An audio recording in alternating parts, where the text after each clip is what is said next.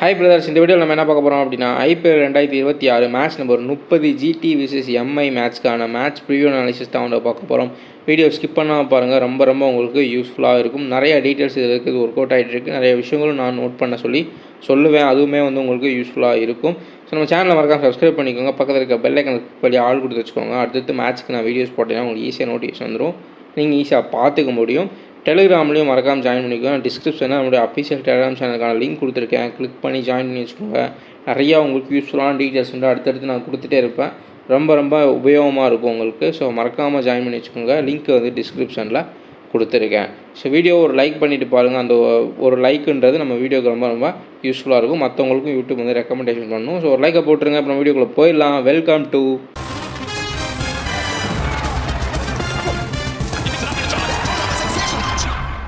Venue and pitch report பண்ணிடலாம். First dimensions பார்த்தோம் அப்படின்னா அகமதாபாத் கிரவுண்டு பெரிய கிரவுண்டு. ஸோ இதிலே வந்து ஸ்கொயர் பவுண்டரிஸ் வந்துட்டு ஒரு 70க்கு மேலே தான் இருக்கும். ஸோ பெரிய கிரவுண்டு. ஸோ இந்த மிஸ் ஷாட் பண்ணுறவங்களுக்குலாம் வந்து அது பனிஷ்மெண்ட்டாக இருக்கும், கையில் போய் உட்காந்துரும். ஸோ அதுவுமே வந்து ஒரு நல்ல விக்கெட் டேக்கிங்க்கான ஒரு நல்ல ஒரு பேட்டிங் விக்கெட் தான், ஃபாஸ்ட் அவுட் ஃபீல்டு. பட் ஏரில் அடிக்கிறப்போ கிளியர் பண்ணி ஆகணும். அப்படி இல்லைனா மிஸ்டைம் பண்ணாங்க அப்படின்னா கரெக்டாக வந்து கையில் உட்காரும். இது அந்த மிஸ்டைமிங் ஷாட்டில் ஒரு சின்ன கிரவுண்டில் வான்கடை, ஈடன் கார்டன்ஸ், சின்னசாமி அந்த மாதிரி இதெல்லாம் போய் வெளியில் போயிடும். பட் இங்கே அப்படி போகாது, கையில் தான் உட்காரும். ஆவரேஜ் ஃபஸ்ட் இன்னிங் ஸ்கோரை பொறுத்த வரைக்கும் 185 195. பேசர்ஸ் வந்து 65% விக்கெட்ஸும், ஸ்பின்னர்ஸ் 35% விக்கெட்ஸ் மட்டுமே வாங்கியிருக்காங்க. செகண்ட் இன்னிங்ஸில் டியூ வரனால பால் வந்து இந்த ஸ்பின்னர்ஸ்லாம் நியூட்ரலைஸ் பண்ணிடும். நல்லா வந்து பால் ஸ்கிட் ஆகி பேட்டுக்கு வரும். ஸோ அதேமாதிரி நோட் பண்ணிக்கோங்க. அதுக்கப்புறம் ஐடியல் ஸ்ட்ராட்டஜி சேசிங் தான் இந்த கிரவுண்டில் வந்து நல்ல ஒரு ஸ்ட்ராட்டஜியாக இருக்கும், அதுவும் நைட் மேட்ச் குறிப்பாக. ஸோ இந்த பிளேயிங் லோன் பார்த்துக்கலாம். சுக்மன் கில், சாய் சுஷன், ஜாஸ் butter, Washington Sundar, Glenn Phillips, ராகுல் தெவாட்டியா, ரஷீத் கான், ரபாடா, முகமது சிராஜ், பிரசித் கிருஷ்ணா, அசோக் சர்மா, ஷாருக் கான் தான் இம்பாக்ட் பிளேயர். இதே லெவலில் தான் பெஸ்ட் லெவலாக வச்சு யூஸ் பண்ணிகிட்டு இருக்காங்க ஜிடியை பொறுத்த வரைக்கும். மும்பையில் அப்பப்போ சேஞ்சஸ் பார்க்குறோம். ரோஹித் சர்மாவுக்கு இன்ஜுரி, ஸோ இந்தியன் இண்டிகாக போன மேட்ச் எடுத்துகிட்டு வந்தாங்க.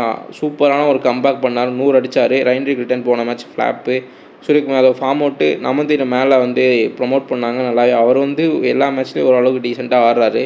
ஹர்திக் பாண்டியா, ஷெர்ஃபைன் ருதர்ஃபோர்டு, அதுக்கப்புறம் திலக் வர்மா, மிச்சல் சாண்டனர், சாதுல் தாகூர், ஜாஸ்பிரித் பும்ரா, தீபக் சகர், ஸோ அல்லா கசான்ஃபார் வந்துட்டு தான் யூஸ் பண்ணுறாங்க. இந்த மேட்ச்மே எடுத்துகிட்டு வருவாங்க. கொஞ்சம் பிக்கர் கிரவுண்டுனால இன்னுமே அவருக்கு ஹெல்ப் கிடைக்கிறதுக்கான பாசிபிலிட்டிஸ் இருக்கும். அவர் தான் வந்து இம்பேக்ட் பிளேயர். மிச்சல் சாண்டருமே ப்ளே பண்ணுவாரான்றது தெரியல. அவருக்கு பதிலாக வந்து வேறு யாராச்சும் தான் யூஸ் பண்ணுறதுக்கான வாய்ப்புகள் இருக்குது. ஸோ பார்க்கலாம். அந்த எம்ஏயை பொறுத்த வரைக்கும் இந்த பிளேயிங்லாம் நம்ம ஸ்டேபிளைஸாக சொல்ல முடியாது. ஜிடி மாதிரி இல்லை பஞ்சாப் கிங்ஸ் மாதிரி மாற்றிக்கிட்டே தான் இருப்பாங்க. ஏன்னா அவங்க வந்து லூசிங் சைடில் இருக்காங்க. நிறைய மேட்ச் வந்து தோற்றுருக்கனால காம்பினேஷன் மாற்றி தான் வந்து ட்ரை பண்ணுவாங்க. வின்னிங் சைடு வந்ததுக்கப்புறம் தான் ஒரே டீமை வச்சு ப்ளே பண்ணுவாங்க. அதையுமே வந்து நோட் பண்ணிக்கோங்க. அடுத்து டீம் ஃபார்ம் அண்ட் மூமெண்டம் பார்த்துருவோம். டீம் ஸ்ட்ரென்த்தை பொறுத்த வரைக்கும் ஜிடிக்கு அந்த டாப் 3 அண்ட் பாட்டம் 3 தான் அவங்களுடைய ஸ்ட்ரென்த்தாக இருக்கும். வீக்னஸை பொறுத்த வரைக்கும் நம்மளுடைய மிடில் ஆர்டர் தான். ஸோ அந்த நம்ம பேர் சொல்கிற மாதிரி லோவர் ஆர்டர் தான். கிளென் பிலிப்ஸ், ராகுல் தெவாட்டியா, ஷாருக் கான் இம்பாக்ட் பிளேயராக எல்லா மேட்ச் இறக்கி விட்றாங்க. பட் பெருசாக வந்து அவங்களால இது கான்ட்ரிபியூட் பண்ண முடியல. வாஷிங்டன் சுந்தர், ஸோ அந்த 3 பேரை அவுட் பண்ணிட்டாங்கன்னா அடுத்து வந்து பெரிய அளவில் பேட்டிங்கிறது கிடையாது ஜிடியில். அதே மாதிரி பாட்டம் 3 அவ்வளோ டீசெண்டாக வச்சுருக்காங்க. ரபாடா, அசோக் சர்மா, சிராஜ், பவுலர்ஸ் வந்து டீசெண்டாக இருக்காங்க. மும்பையை பொறுத்த வரைக்கும் அவங்களுடைய ஸ்ட்ரென்த் என்னென்னா ஜாஸ்பிரித் பும்ரா, தீபக் சகருடைய நியூ பால் தான். பட் தீபக் சகருமே பெருசாக எந்த விதமான ஃபார்மில் இல்லை. ஜாஸ்பிரித் பும்ரா எக்கனாமிக்கலாக போகிறாரு, பட் ஸ்டில் விக்கெட்லெஸ்ஸாகவே இருக்கார். 5 மேட்சாக இந்த வருஷம் தான் ஜாஸ்பிரித் பும்ராவுக்கு ஒரு விக்கெட் கூட விழுகிற ஐபிஎல்லில். அதையுமே வந்து நோட் பண்ணிக்கோங்க. வீக்னஸை பொறுத்த வரைக்கும் டியூவில் இப்போது செகண்ட் பவுலிங் பண்ணுறாங்க அப்படின்னா அந்த டைமில் ஸ்பின் பண்ணுறது வந்து கொஞ்சம் கஷ்டமாக இருக்கும். அதுதான் வந்து அவங்களுடைய வீக்னஸாக இருக்கும். ஸோ சூரியகுமார் யாதவ் என்ன தான் வந்து நல்ல ஒரு வென்யூ ஆடிச்சிருந்தாலும் சுத்தமாக ஃபார்ம்லேயே கிடையாது. ஒரே ஒரு மேட்ச் தான் அடிச்சிருக்காரு இந்த ஐபிஎல்லையுமே. ஸோ நெக்ஸ்ட் நம்ம பிளேயர் ஸ்டாட்ஸ்ன்றதை பார்த்துக்கலாம். ஃபஸ்ட் டாப் 5 பிளேயர்ஸ் யாருக்கு அதிகபட்சமான ஸ்டாட்ஸ் இருக்குன்றதை பார்க்கலாம். Jos Buttler, Suryakumar Yadav, Shubman Gill, Jasprit Bumrah, Shardul Thakur. So 5 பேருக்கு தான் நல்ல ஸ்டாட்ஸ்ன்றது இருக்குது. ஸோ மேலே பார்த்துடலாம். இப்போ சுக்மன் கில் டாப்பில் வந்துருக்காரு. அகமதாபாத்தோட கிங்கே அவர் தான், 60 ஆவரேஜ். ஜாஸ் பட்லருமே அதே தான், 70 ஆவரேஜ். எம்ஐக்கு எகன்ஸ்டாகவும் ஜாஸ் பட்லருக்கு 69 ஆவரேஜ்ன்றது இருக்குது. சாய் சுதர்ஷனுக்கு 34, 51. இவங்க 3 பேருமே பயங்கரமான ஒரு ஆவரேஜ்ன்றதை வச்சுருக்காங்க இந்த பர்டிகுலர் வென்யூவில். வாஷிங்டன் சுந்தர் 26, 24. கிளென் பிலிப்ஸ் வந்துட்டு 28. அதுக்கப்புறம் ராகுல் தெவாட்டியா 26. விக்கெட் ஆவரேஜ் பொறுத்த வரைக்கும் ரஷீத் கான் 1.2, 1.5 வச்சுருக்காரு. பட் பெருசாக விக்கெட் காலமில் அவர் கிடையாது. ஸோ அவர் எந்த மேட்ச் நம்ம விக்கெட் எடுக்க மாட்டாருன்னு நினைக்கிறோமோ அந்த மேட்ச் வந்து டெல்லியில் ஒரே ஒரு மேட்ச்சில் மட்டும்தான் 3 விக்கெட் நல்ல பர்ஃபார்மன்ஸ் கொடுத்தாரு அருண் ஜேட்லி ஸ்டேடியமில். மற்றபடி எந்த ஸ்டேடியம்லேயும் அவர் பெரிய லெவலில் விக்கெட் விழுகிறதில்ல. ஒரு விக்கெட் தான் வந்து எடுத்துகிட்டு இருக்காரு. ஐஷா ரபாடா, சிராஜ், அசோக் சர்மா இவங்களுடைய ஃபாஸ்ட் பவுலர்ஸ் நல்லா பண்ணுறாங்க. பிரசித் கிருஷ்ணா, ஸோ இவங்கெல்லாம் வந்து எல்லாத்துக்குமே ஒன்றுக்கும் மேலே விக்கெட் ஆவரேஜ்ன்றது இருக்குது. ஸோ இங்கே குயின் இண்டிகாவுக்கு பார்த்துலாம். குயின் இண்டிகாவுக்கு ஜிடிக்கு எகென்ஸ்டாக 34, அகமதாபாத்தில் 31, ரயன் ரிக்கில்டன் 33, இப்போ தான் அகமதாபாத்தில் ப்ளே பண்ண போகிறாரு.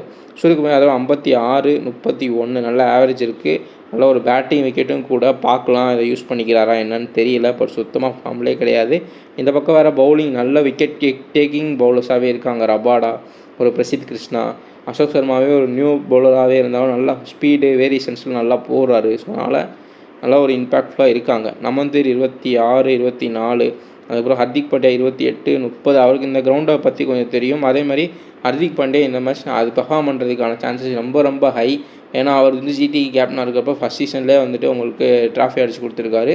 ப்ளஸ் இன்னொன்று முக்கியமான விஷயம் என்னென்னா அவருடைய பவுலிங். ஸோ பேட்டிங்கில் எப்பயும் போல் கொஞ்சம் கான்ட்ரிபியூட் பண்ணிடுவார்னே இருக்கட்டும்.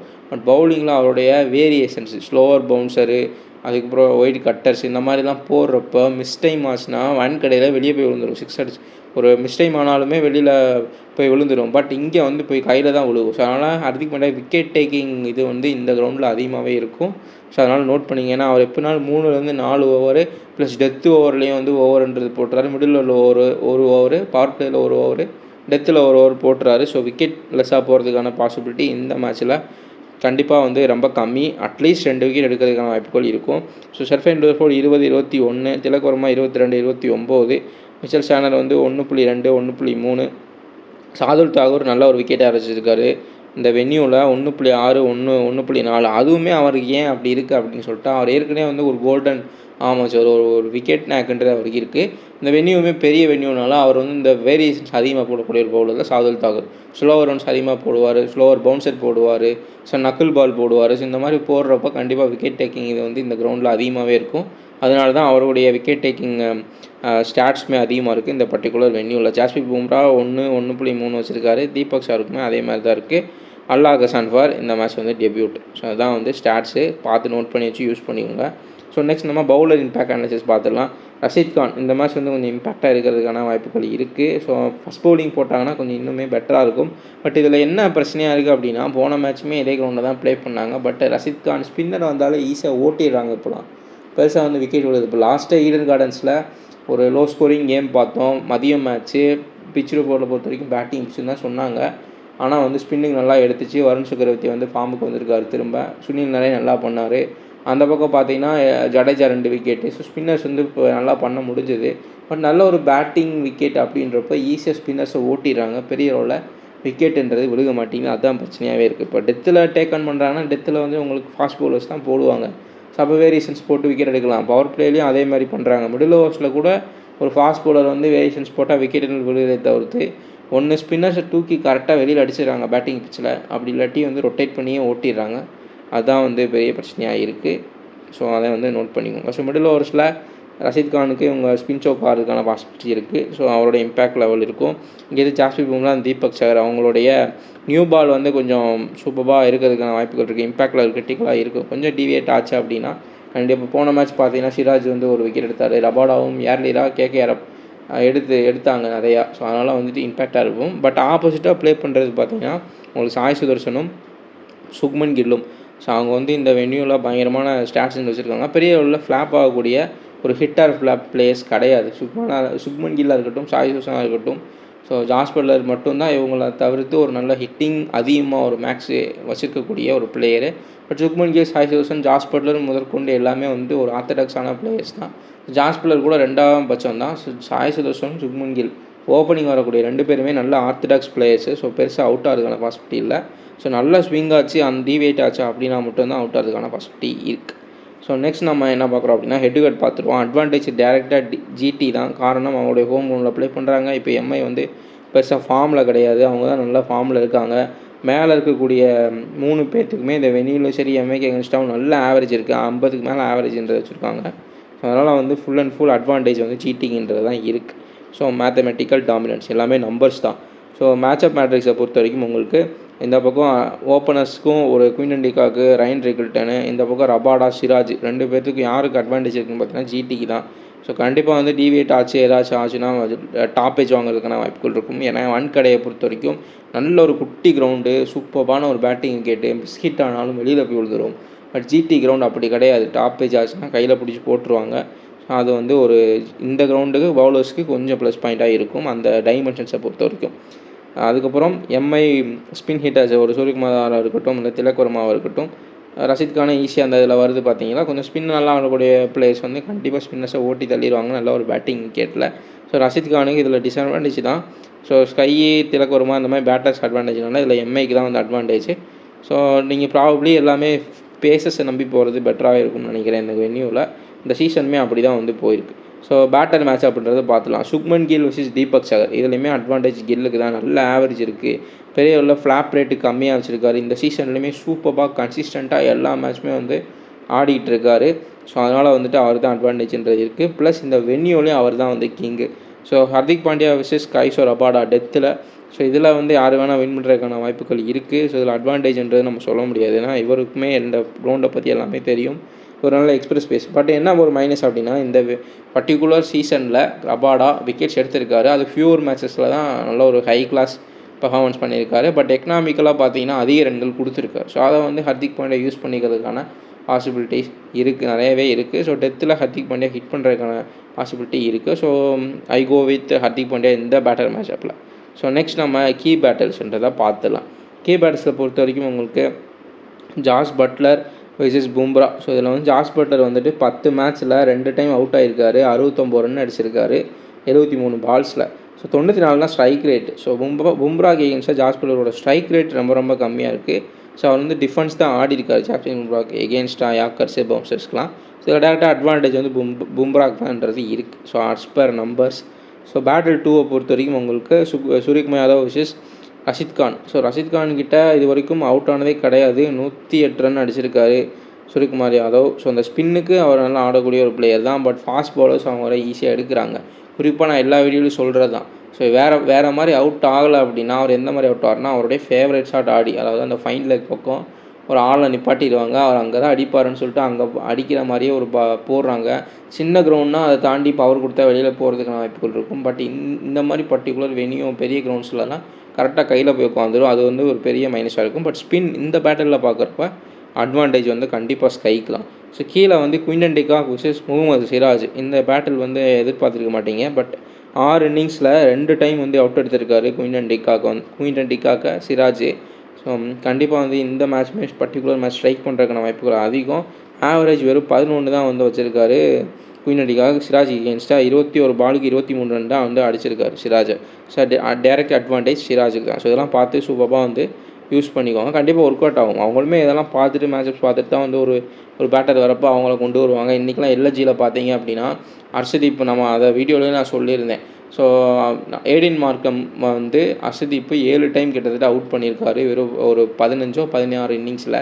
அந்த வீடியோலேயே வந்து காமிச்சிருந்தோம். அதனால தான் இன்றைக்கி ஓப்பனிங் ஸ்லாட்டே வந்து மாற்றிருக்காங்க. ஏடின் மார்க்கம் ஓப்பனிங் வரல, ஆயுஷ் பௌதனே ட்ரை பண்ணாங்க. அதுக்கு காரணம் ஹர்ஷதீப் சிங் பவர் பிளேயில் போடுவார், ஏடின் மார்க்கம் விக்கெட்டை இழக்க வேணான்னு சொல்லிட்டு தான் வந்து அவரை மிடில் ஆர்டருக்கு வந்து மாற்றிருக்காங்க. ஸோ இந்த மாதிரி அவங்களுமே இந்த மேட்ச் அப்பு அனலிட்டிக்ஸ்லாம் பார்த்துட்டு தான் வந்து வருவாங்க. அதை தான் நம்மளும் பண்ணுறோம். ஸோ நெக்ஸ்ட் நம்ம என்ன பார்க்குறோம் அப்படின்னா ஃபேண்டசி டீம் செலெக்ஷன் பார்த்துடலாம். Jos Buttler captain, Shubman Gill vice captain. இந்த மாதிரி தான் வந்து மேக்ஸிமம் நாளைக்கு எல்லாருமே வந்து ட்ரை பண்ணுவாங்க. Quinton de Kock, Suryakumar Yadav, Sai Sudharsan, Hardik Pandya, Jasprit Bumrah, Rashid Khan, Kagiso Rabada, Mohammed Siraj. இன்னும் நீங்கள் மூணாவது ஒரு சேஃபஸ்ட் சாய்ஸ் பார்த்தீங்கன்னா Hardik Pandya. Bat versus ball. So bat and ball பவுலிங்கும் போடுவார், உங்களுக்கு பேட்டிங்கில் வந்து ரன் அடிச்சு கொடுப்பாரு. அவர் தான் வந்து யூனிவர்சல் கேப்டன். ஸோ நாளைக்கு பொறுத்த மட்டும் உங்களுக்கு கிட்டத்தட்ட வந்து ஒரு 4 கேப்டன் வைஸ் சாய்ஸஸ் மாறி வரும். Jos Buttler, Shubman Gill, Sai Sudharsan, Hardik Pandya. But Sai Sudharsan வந்து ஃபார்மில் கிடையாது. ஹர்திக் பாண்டியா ஃபார்மில் இல்லைனாலும் ஒரு ஆல்ரவுண்டர்னால 4 over plus batting, at least 3 over, death over, middle ஓவர்னு மாற்றி போடுவார். ஃபஸ்ட் போலிங்னா இன்னுமே பெட்டராக இருக்கும். இந்த வென்யூவில் அவருக்கு விக்கெட் எடுக்கிறதுக்கான பாசிபிலிட்டி அதிகம். ஸோ அதனால் இந்த 3 பேத்துக்குள்ளே தான் மாறி வந்து கேப்டன் வைஸும் வரும். கொஞ்சம் ரிஸ்க்காக ட்ரை பண்ணுறாங்க. சாய் சுதர்ஷன் நல்ல ஸ்டாட்ஸ் இருக்குது. பட்டு லாஸ்ட் 2 மேட்சாக ஒரே மாதிரி பாலுக்கு தான் அவுட் ஆகிருக்காரு. அதுவும் ஸ்பின்னர்ஸ்க்கு அவுட் ஆகிருக்காரு. அதை வந்து பார்த்துட்டு வந்துவாருன்னு நினைக்கிறேன் இந்த மேட்ச்சு. ஸோ அவரையுமே வந்து ட்ரை பண்ணுவாங்க. ஸோ ட்ரம்ப் பீக்ஸை பொறுத்த வரைக்கும் திலக் வர்மா சுத்தமாக ஃபார்மில் கிடையாது. அதனால் நமந்தீரை மேலே அனுப்பிச்சு அவருடைய பொசிஷனுமே மாற்றி ஏதோ பண்ணுறாங்க. இந்த மேட்ச் ப்ளே பண்ணுவாரான்றது கூட எனக்கு தெரியல. 10 பிளிப்ஸை ட்ரம்ப்பாக ட்ரை பண்ணலாம். அப்புறம் சாதுல் தாக்கூர் நல்ல ஒரு டிஃப்ரெண்டேல் பிக்காக இருக்கும். ஒரு கோல்டன் ஆம். பவுலர்ஸை பொறுத்த வரைக்கும் ரஷீத் கான், ஜாஸ்பிரித் பும்ரா, ரபாடா, முகமது சிராஜ் இதுவே வந்து பெட்டர் சாய்ஸாக இருக்கும். ரஷீத் கானுக்கு பதிலாக நீங்கள் இன்னொரு பேஸை நல்லா எடுக்கிறார், ஸ்பின்னர் விக்கெட் விழுக மாட்டேங்குன்னு வச்சிங்கன்னா சாதுல் தாகூரை வந்து ட்ரை பண்ணலாம். ஏன்னா இந்த பக்கம் ஒரு 2 பேர், இந்த பக்கம் ஒரு 2 பேர்னு சொல்லிட்டு ஈக்குவலாக இருக்கும். ஸோ நெக்ஸ்ட் நம்ம கேப்டன் விஷய ஸ்ட்ராட்டஜின்றதை பார்த்துலாம். கேப்டனை பொறுத்த வரைக்கும் ஜிடி பவுல் ஃபர்ஸ்ட் பண்ணுறாங்க அப்படின்னா சுக்மன் கில்லை வைஸ் கேப்டனாக போட்டு ஜாஸ் பட்லரை கேப்டனாக போட்டுக்கோங்க. எம்ஐ பவுல் ஃபர்ஸ்ட் பண்ணுறாங்கன்னா மேபி ரிஸ்க்காக நீங்கள் ட்ரை பண்ணுறீங்கன்னா வேறு வழி இல்லை, சூரியகுமார் யாதவை ட்ரை பண்ணலாம். நல்ல ஒரு ஆவரேஜ் வச்சுருக்காரு, ஃபார்முக்கு வருவார்னு உங்களுக்கு தோணுச்சுன்னா ட்ரை பண்ணுங்கள். பும்ராவை இந்த மேட்ச் வந்து ஒய்ஸியாக ட்ரை பண்ணி பாருங்கள். பிகாஸ் இந்த வென்யூமே கொஞ்சம் ஹெல்ப் பண்ணும் அவருக்குன்றது நான் நம்புகிறேன். ஸோ அவருடைய மறுபடியும் ஃபார்முக்கு வரதுக்கு, ஏன்னா வருண் வந்து ஒரு 4 மாதம் விக்கெட் எடுக்காமல் இருந்தார். அந்த பிச்சு ஹெல்ப் பண்ணிச்சு. மதியம் மேட்ச் வேறு நல்லா போட்டார், விக்கெட்ஸ்ன்றது கிடச்சி ஒரு லோ ஸ்கோரிங் கேமாக அமைஞ்சதுனால. அர்ஷதீப் சிங்கும் கடந்த 2 மேட்ச்சில் மும்பைக்கு கூட 3 விக்கெட்டு, அதுக்கு முன்னாடி 2 விக்கெட்டு. ஸோ அப்படி வந்து எடுத்துட்டார். ஸோ ஜாஸ்பிரித் பும்ரா மட்டும்தான் மிச்சம் இருக்கார். ஸோ இந்த மேட்ச் மேபி ஃபார்ம் பண்ணலாம். ஏன்னா இவங்க 3 பேரை மட்டும் எப்படியாச்சும் வந்து தூக்கிட்டாங்க. ஒரு 2 பேரை தூக்கிட்டாலே அடுத்து ஒரு பேட்டர் 4வது பேட்டர் விடுறப்ப அடுத்து ஈஸியாக வந்து விக்கெட்ஸ்ன்றதை விட்டுருவாங்க ஜிடி. அதனால தான் வந்து நான் சொல்கிறேன், ட்ரை பண்ணி பாருங்கள். ஸோ நெக்ஸ்ட்டு நம்ம ஃபைனல் என்ன பார்க்குறோம் அப்படின்னா, ஜிடி வின் பண்ணுறதுக்கான பாசிபிலிட்டி 55% இருக்குது. Due to current tournament form and momentum நல்ல ஒரு வின்னிங் டீமாக இருக்காங்க. பர்டிகுலராக பார்க்குறப்ப அவங்களாம் இப்போ சாலிடாக ஸ்ட்ராங்காக தெரியாங்க. ஹோம் கிரவுண்ட் அட்வான்டேஜுமே அவங்களுக்கு இருக்குது. ஸோ இதுதான் நம்மளோட அனாலிசிஸ். நம்ம வீடியோவை மறக்காமல் லைக் பண்ணிங்க, நம்ம சேனலை சப்ஸ்கிரைப் பண்ணிங்க, நம்ம டெலிகிராம் சேனல் மறக்காமல் ஜாயின் பண்ணிக்கோங்க. டிஸ்கிரிப்ஷனில் லிங்க் கொடுத்துருக்கேன், கிளிக் பண்ணி ஜாயின் பண்ணிக்கோங்க. உங்களுக்கு யூஸ்ஃபுல்லாக இருக்கும். நம்ம நெக்ஸ்ட் வீடியோவில் பார்க்கலாம். தேங்க்யூ ஃபார் வாட்சிங்.